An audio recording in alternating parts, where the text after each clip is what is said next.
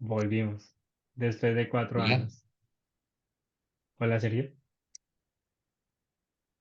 Chiónico, 4 años desde la última vez con el teorema favorito y el teorema de Pitágoras. Qué interesante cómo pasa el tiempo. Bueno, amigos, lo que queremos es retomar un poquito el canal. Entonces, pues Nico nos va a contar de qué se trata esta vez este canal de nuevo. Sí, exactamente, Sergio. La idea sencillamente es retomar el canal, más como por una necesidad que queremos de contar nuestras cosas en nuestro quehacer matemático hoy en día. No, no, la motivación es claramente compartir, pero también decir nuestros pensamientos sobre lo que es este quehacer, seguir aprendiendo, responder dudas que tenemos, a veces hablar de lo que trabajamos, hablar de cosas que queremos sencillamente exponer, todo por el amor a la matemática y a esta profesión, yo creo. Sí que es netamente, sí, esa es la motivación. ¿Qué has hecho tú, Sergio, en estos 4 años? ¿Qué ha pasado? Uf, 4 años es harto tiempo. Tengo una bebita que va a cumplir 10 meses dentro de 2 semanas exactamente. He viajado, terminé el doctorado, estuve haciendo un postdoc en Valparaíso, fui profesor de la Universidad de la Costa en Barranquilla, estuve en Italia en unas conferencias, en Holanda haciendo una visita académica. Mi hijita está en Holanda, porque es una colombiana, no con una holandesa, una colombiana que conocí de hace mucho, y ahora estoy haciendo un postdoc acá en Torino, en el Politécnico de Torino, y he publicado un par de cositas. Ha sido interesante, como más o menos la vida de un matemático profesional, ahora que ya estoy empezando a vivir esa vida. ¿Y usted, Nico?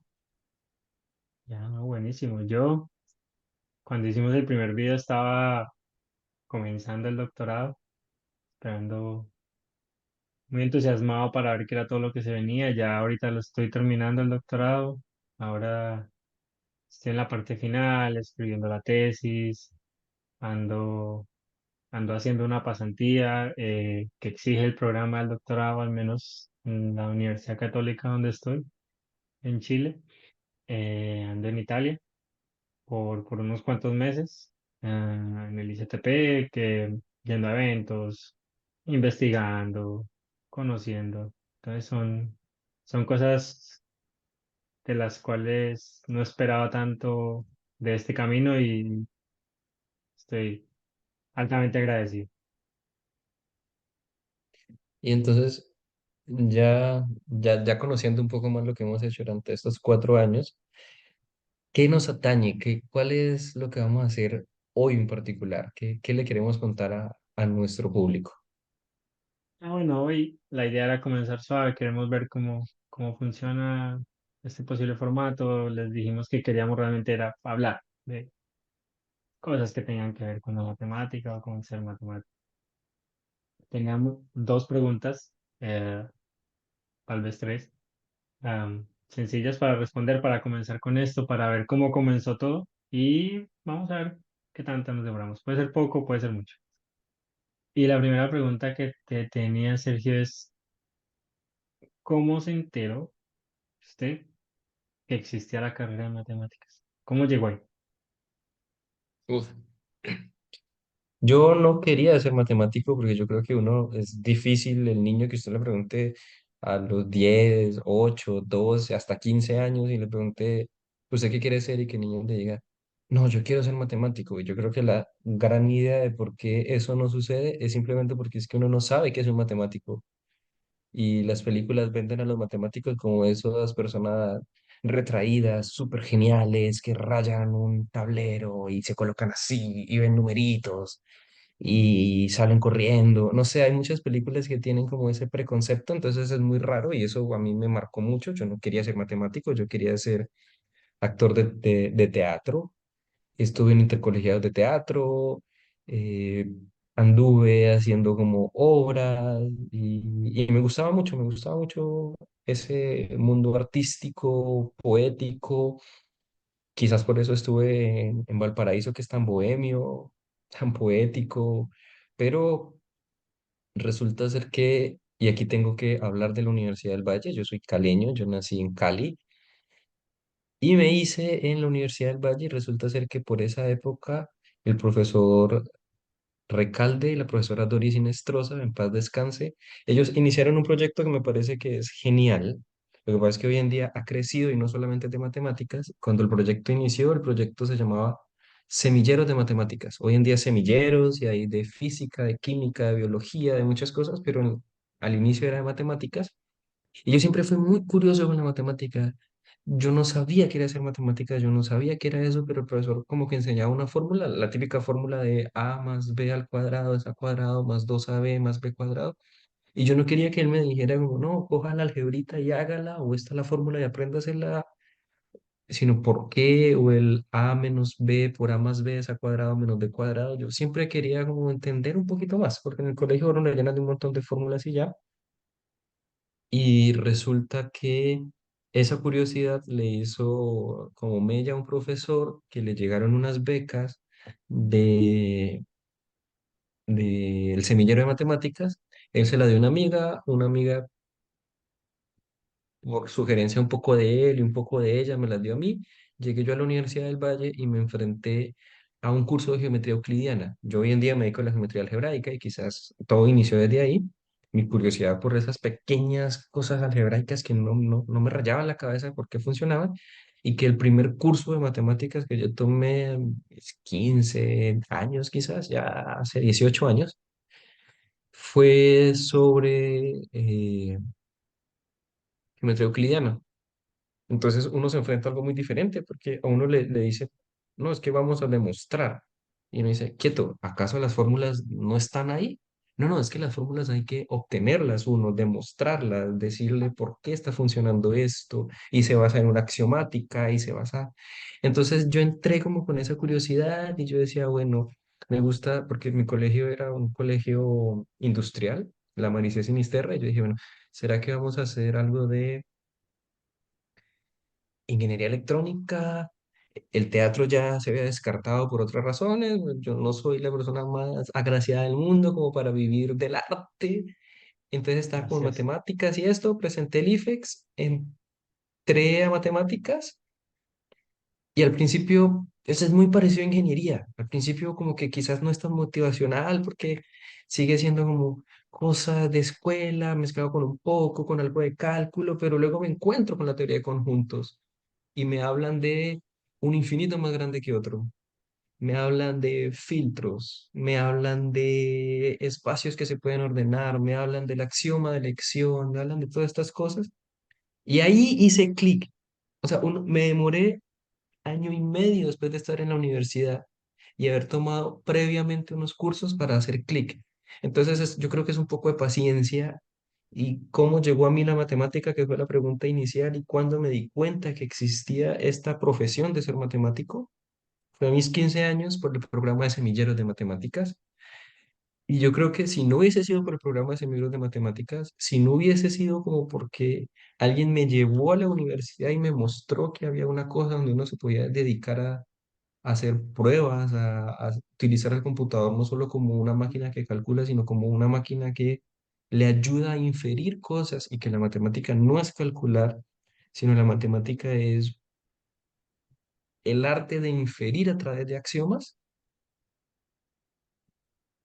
Yo nunca hubiera sabido porque en el colegio nunca me dijeron eso, en la televisión nunca presentan eso, entonces yo creo que hay como un bloqueo muy grande de lo que es la carrera.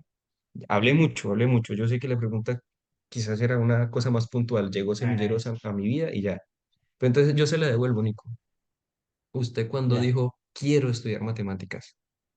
ya, eso está muy bien, esa era la idea, que en últimas dan más una realidad de cómo una persona puede llegar ahí. Am, También, no, bueno, en mi caso yo no estuve en semillero.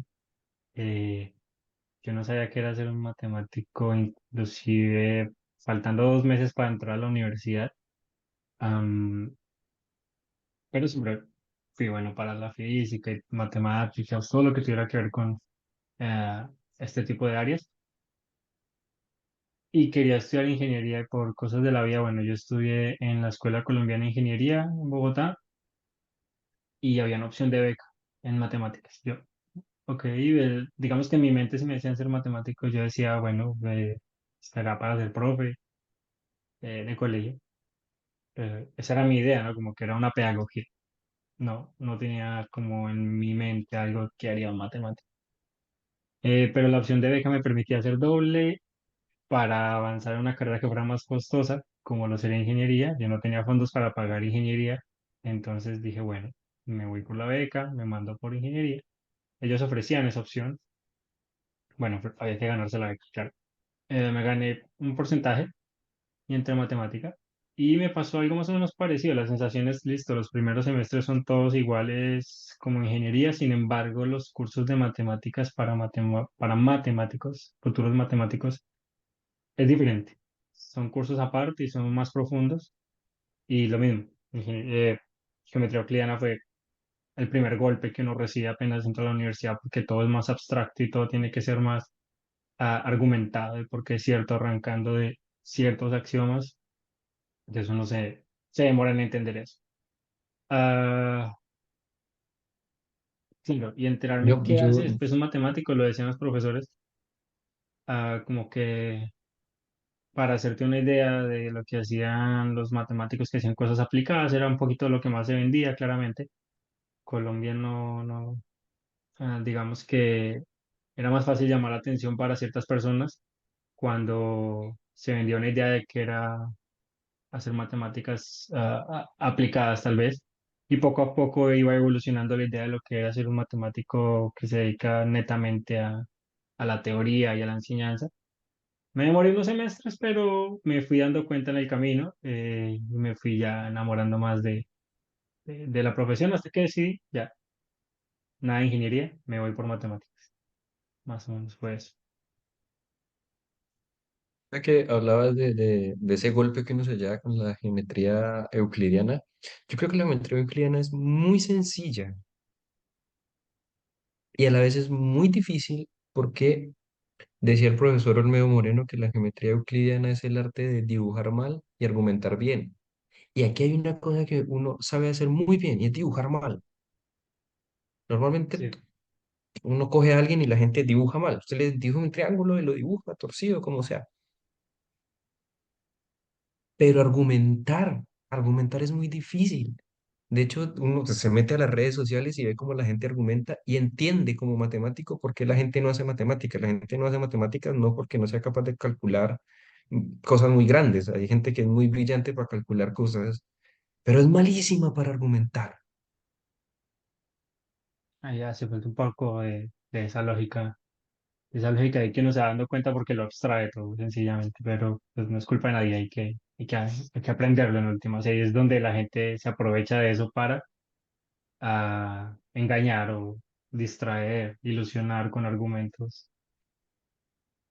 Entonces es un poco eso. Bueno, para avanzar un poco, Sergio, ah, antes de entrar, porque creo que faltó eso un poco cuando contaste lo del semillero, ¿de qué creías que se trataba? ¿Qué se imaginaba Matemáticas. aparte de lo de las películas? Porque Pues yo, el yo, semillero te cambió yo la había idea, visto ¿a eso algunas me cosas de refiero? Olimpiadas. Ah, ya. Entonces, como había visto un par de cosas de Olimpiadas, aunque no fui olimpiadista de colegio, yo creía que era como hacer cálculos, como, uy, ahí yo no conocía el concepto de integral, pero yo veía ese símbolo y veía que sacaba el seno, el coseno. Entonces yo veía, no, esto va a ser cálculos, esto es... Y, y una pregunta que nunca me hicieron mis papás y tampoco me hice yo, que yo creo que era una pregunta que donde me la hubieran hecho, yo no hubiera estudiado matemáticas. Y era, ¿de qué va a vivir? Porque donde me lo hubieran hecho, lo más normal era no ser, ser profesor de colegio o dar clases en la universidad, pero cuando uno ve lo que la gente necesita para dar clases en una universidad, uno terminaría diciendo, no, pues de ser de colegio, porque tengo que hacer una maestría, tengo que hacer un doctorado.